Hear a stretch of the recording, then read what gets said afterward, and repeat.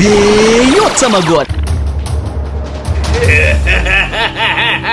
Halo nakama, seperti biasa bagaimana kabar kalian? Tentunya Tamagotchi mengharapkan dari kalian semua sehat walafiat ya, dan dilancarkan segala sesuatu yang kalian lakukan. Dan yang terpenting, selalu bersyukur dalam hidup kalian. Jadi kali ini, kita akan membahas masalah yang cukup dalam mengenai apa itu sebenarnya arti dari One Piece. Ide ini muncul saat Tamagotchi melihat apa yang terjadi dengan cerita di manga One Piece chapter 1018 kemarin, yang memperlihatkan salah satu karakter yang masih belum diketahui, yaitu Dewa Matahari alias Nika. Mungkinkah Nika ini ada sangkut pautnya dengan harta karun One Piece yang selama ini dicari oleh para bajak laut? Apakah Nika ini juga ada sangkut pautnya dengan Joy Boy atau Roger dan juga Luffy? Akan sangat menarik untuk membahas karakter yang satu ini yang kembali menghadirkan misteri dalam dunia One Piece. Oda Sensei tentu saja memancing kita membuat beberapa teori menarik akan hal ini, dan kali ini Tamagotchi akan memperkirakan apa itu One Piece yang nantinya ini akan terkait dengan Nika dalam chapter 1018 kita kemarin. Namun seperti biasa ya, Tamagotchi memberikan disclaimer dulu di awal video bahwa ini merupakan teori liar dan pendapat pribadi Tamagotchi. Jadi jika dari kalian ada yang tidak menyukai teori liar ataupun sebagainya, kalian bisa skip video ini sekarang juga ya, dan beralih ke video Tamagotchi yang lainnya. Jika kalian sangat menyukai teori liar, maka kalian bisa lanjutkan video ini ya. Dan jangan lupa subscribe-nya untuk membuat semangat Tamagotchi semakin membara untuk membuat teori liar selanjutnya. Jadi tanpa banyak basa-basi, langsung saja kita gas, tarik jangkar, dan mari kita berlayar.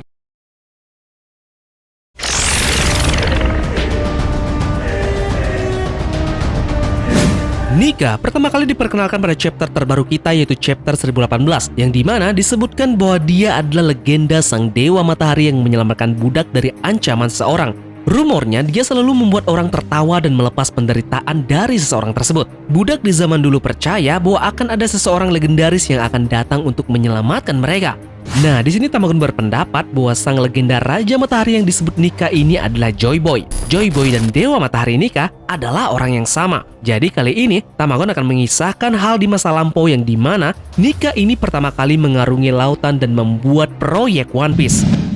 Tamagotchi pikir One Piece adalah harta karun dan mimpi yang diwariskan oleh Roger sendiri ketika dia menemukan Laut Tail. Apa yang sebenarnya ditemukan Roger di pulau itu hanyalah sebuah cerita yang merinci kehidupan Joy Boy. Dan pernyataan bahwa siapapun yang menemukan pulau itu dan rahasianya dapat memiliki One Piece. Tamagotchi akan mencoba membuat skenario awal bagaimana One Piece ini terbentuk. Jadi kalian bisa untuk mendengarkan ini baik-baik.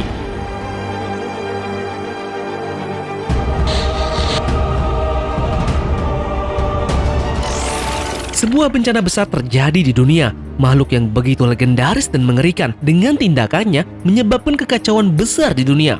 Raksasa yang terkuat, yang begitu kuat sehingga dikatakan bisa menarik benua, menyebabkan kerusakan besar pada banyak negara. Raksasa besar ini dikenal sebagai Owars. Banyak sekali prajurit datang dari jauh dan mencoba untuk menghentikan makhluk ini. Dan disinilah datang satu prajurit tempur. Dia adalah prajurit Nika. Rambut merah menyala yang memiliki kemampuan aneh, kemampuan untuk meregang. Akhirnya, keduanya bertemu dengan pertempuran epik yang berlangsung berhari-hari. Dan yang mengejutkan semua orang, pertarungan mereka tersebut berakhir dengan keduanya benar-benar menjalin hubungan layaknya teman.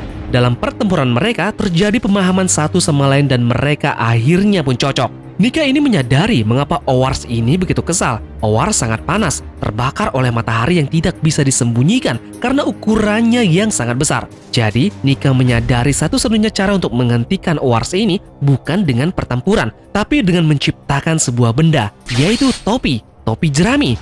Topi jerami raksasa. Owars yang menjadi bodoh bahwa dia mengklaim bahwa Nika ini memiliki kendali terhadap matahari, Dewa Matahari. Padahal yang terjadi, topi inilah yang menyebabkan Owars ini tidak terbakar dan juga tidak panas. Kita mengetahui sebelumnya bahwa Roger saat mendapatkan One Piece dia mempunyai ekspresi tawa. Dia dan krunya diberitahu sebuah kisah yang membuat mereka tertawa dan menangis. Bagaimanapun yang mereka temukan adalah bagian terakhir dari teka-teki ataupun misteri besar. Informasi terakhir yang menjelaskan segalanya tentang abad kekosongan. Kita tahu Roger terlalu dini untuk mengubah dunia. Jadi dia melakukan hal terbaik berikutnya, yaitu membanjiri lautan dengan bajak laut yang berlayar untuk menemukan kebenaran itu. Namun ingat, pemerintah benar-benar memusnahkan orang-orang dan negara untuk melindungi rahasia tersembunyi mereka ini. Ada hal yang sangat unik yang melekat dalam One Piece, yaitu tema persahabatan. One Piece terkenal dengan persahabatannya yang sangat kental antara dua karakter. Di sini Tamagon sertakan beberapa contoh terkait hal ini. Pertarungan sengit antara dua petarung karena alasan sepele, Dory dan juga Brogy. Hubungan Norland dan Kalgara dari musuh yang menjadi teman. Persaingan tanpa henti antara Zoro dan juga Sanji. Perdebatan antara Nekomamushi dan Inuarashi di Pulau Zou. Persaingan Shanks dan Buggy dalam bajak laut Roger. Persahabatan yang mustahil antara makhluk yang lebih kecil dan raksasa. Contohnya Usopp dan para raksasa Elbaf. Robin dengan Jaguar de Saul. Brook dengan Labun. Dan Ace dengan Oars Junior. Kita coba stop pada persahabatan yang dimiliki oleh Ace dan Oars Junior. Perbandingan Ace dan Oars Junior secara khusus membuat Tamagon tertarik terhadap cerita dari mereka. Apakah kalian masih ingat saat Ace menciptakan topi jerami Jepang untuk melindungi Oars JR dari matahari? Ini nantinya akan membawa kita kepada cerita dari Nika dan juga Oars di masa lampau. Tamagon juga meyakini buah-buah iblis Gomu Gomu no Mi awalnya berasal atau dimiliki oleh sang legenda Dewa Matahari ini. Inilah sebabnya mengapa buah iblis itu dihargai mahal oleh pemerintahan dunia. Cara yang sama seperti pemerintahan dunia menjaga topi jerami raksasa di Marejoa. Benda ini adalah reliks, simbol kekuasaan dan benda-benda yang merupakan bukti langsung dari kisah nyata yang tersembunyi di abad kekosongan. Oke, sekarang kita lanjut ke cerita yang tadi di mana Nika ini kemudian bersahabat dengan Oars. Setelah Oars ini dikalahkan, setelah itu pun Dewa Matahari menenangkan bencana. Keduanya menjadi teman baik. Mereka berdua ngobrol tertawa dan begitu banyak sehingga tawa Oars bisa terdengar bermil-mil jauhnya. Namun, pada akhirnya Nika ini pun harus berangkat dan melanjutkan perjalanannya. Oars sedikit sedih sekaligus penasaran kenapa dia pergi. Nika pun hanya menanggapi untuk melihat dunia. Nika bukan hanya seorang pejuang. Dia adalah seorang pejuang pemberani di lautan. Sebagai seorang pejuang pemberani di lautan, dia berniat untuk mencari harta karun terbesar yang mungkin nantinya dia akan jumpai di perjalanannya. Oars terinspirasi dan dia pun memutuskan untuk membantu teman barunya ini. Namun sebaliknya, dia ingin bersaing. Dia ingin menemukan harta karun besar ini dahulu dan memberikannya kepada Nika. Maka keduanya sepakat pada sebuah janji. Nika berlayar ke satu arah, sementara Oars berlayar ke arah yang lain. Namun dengan catatan, di belahan dunia lain, mereka akan bertemu lagi. Dan mungkin nantinya salah satu dari mereka akan mendapatkan harta karun terbesar yang mereka miliki. Dimulailah petualangan Nika sang Raja Matahari berkeliling dan berpetualang di penjuru dunia. Petualangan dari prajurit hebat Dewa Matahari Nika membawanya ke banyak kerajaan besar dan mengubah kerajaan tersebut menjadi lebih baik. Setiap pulau baru yang ditemui oleh Dewa Matahari Nika diselamatkan oleh kekuatan dan kebaikan yang luar biasa darinya.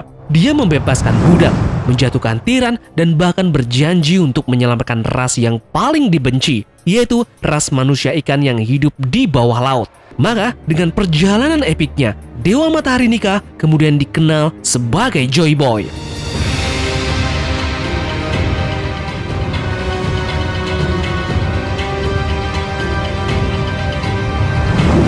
Dan saat itulah, Joy Boy menyadari apa harta karun terbesar yang dia temukan di seluruh penjuru dunia ini, yaitu manusia. Itu adalah teman. Harta terbesar adalah teman-teman yang dia jalin di sepanjang perjalanan petualangannya. Saat dia mengumpulkan teman dan pengikut di seluruh dunia, bahkan mungkin 20 raja yang bersumpah kepadanya dengan secangkir sake, Joy Boy semakin bersemangat untuk bertemu teman tertuanya, yaitu Oars, untuk sekali lagi menutup petualangannya yang sangat indah ini. Namun dalam tengah perjalanannya, ada seseorang individu yang penasaran dan akhirnya menjadi orang kedua di komandonya, seorang pria yang dikenal sebagai Ims. Nika mencapai tanda setengah jalan, dia akan segera melihat temannya, Oars, sekali lagi. Namun, seperti sudah takdirnya, sebuah fenomena alam yang dahsyat telah memisahkan keduanya. Serangkaian gunung berapi di seluruh dunia meletus pada saat yang sama, menciptakan cincin gunung yang tidak dapat ditembus yang membentang ke seluruh dunia. Itu bernama Red Line. Ada beberapa contoh petualangan yang berujung kepada janji pada akhirnya. Shanks dan Luffy adalah contoh yang sangat jelas di sini. Begitu juga dengan Norland dan juga Kalgara, atau bahkan Yasop yang meninggalkan Usopp dengan janjinya. Perjalanan Luffy secara umum sama dengan perjalanan yang pernah dilakukan oleh Nika. Luffy yang berjanji akan menemui Shanks, kemudian Joy Boy ini yang akan berjanji menemui Oars. Mungkin Luffy lah yang akan benar-benar menyelesaikan apa yang Nika ini mulai. Inilah sebabnya mengapa Luffy adalah orang yang ditunggu-tunggu oleh Roger tanpa menyadarinya, dan entah mengapa banyak yang mengatakan bahwa Luffy ini adalah tanda petik Sang Fajar, yaitu ini sama artinya dengan yang namanya Dewa Matahari. Luffy menelusuri kembali langkah Dewa Matahari Nika di depannya. Kemudian kita kembali ke cerita dari Nolan dan juga Kalgara. Sebuah fenomena alam yang tak terbendung mencegah mereka berdua untuk bersama-sama. Itu adalah aliran knock up yang mengubah nasib mereka. Penciptaan Redline secara tragis berarti bahwa Nika ini tidak akan pernah melihat Wars lagi. Ada catatan menarik di sini, yaitu Tamagon pikir Shanks ini adalah keturunan langsung dari Dewa Matahari Nika itu. Ini bisa jadi mengapa Roger bahkan membawa anak kecil ini dalam perjalanan terakhirnya. Roger ini sudah pasti tahu tentang Nika, bahkan hanya dari Pulau Lodestar. Dan juga inilah mengapa Shanks yang sangat menangis ketika Roger menceritakannya apa yang dia temukan, bahwa leluhurnya tidak pernah bersatu kembali lagi dengan temannya. Tamagon juga pernah membuat teori bahwa Shanks ini adalah putra Rox yang diambil dari Roger setelah dia membunuh Rox. Jika dari kalian ada yang belum menontonnya, kalian bisa mampir ke deskripsi ya. Bisa jadi mengapa dia begitu kuat dan mengapa dia berpikir dia harus menjadi raja dunia, karena itulah Dewa Matahari Nika secara teknis. Kita lanjut ke cerita Nika. Kemudian Dewa Matahari Nika ini berada di ambang keputusasaan ketika melalui kegelapan. Beberapa mil jauhnya, dia mendengar sesuatu yang familiar. Sebuah tawa yang bergema melalui gunung itu sendiri. Dan kemudian saat itulah dia tahu bahwa temannya sudah menunggunya. Owars sudah menunggunya di seberang. Setiap hari Owars akan mencoba menerobos Redline dan tertawa terus dan mencoba mengirimkan pesannya ke seberang jurang. Sebuah tawa yang hanya akan dikenali oleh temannya. Dewa Matahari Nika, dia tahu apa yang harus dia lakukan. Redline ini harus diruntuhkan. Namun, dia tidak bisa melakukannya sendirian. Dia pun mengumpulkan teman-teman lamanya, melakukan perjalanan kembali ke negeri yang dimana dia kunjungi sebelumnya. Raja-raja yang bersumpah kepadanya, dia berkumpul. Semua nakamanya tahu dan bersimpati kepada cerita Nika untuk mimpinya bertemu dengan temannya lagi. Jadi, dengan upaya gabungan mereka merumuskan sebuah rencana yang melibatkan penciptaan kekuatan yang benar-benar mengubah dunia ini, yang akhirnya dikenal sebagai senjata kuno.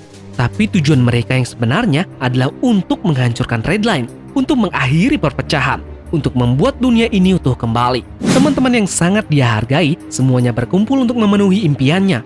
Itu menciptakan aliansi yang sangat hebat. Dan setelah itu, semua kerajaan dengan satu tujuan untuk menyatukan dunia. Semua harapan dan impian mereka didorong pada satu rencana ini.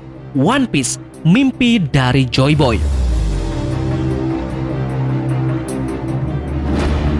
Namun ada satu hal atau kejadian yang tidak diduga oleh Joy Boy ini. Joy Boy dikhianati oleh rekannya sendiri, yaitu Im.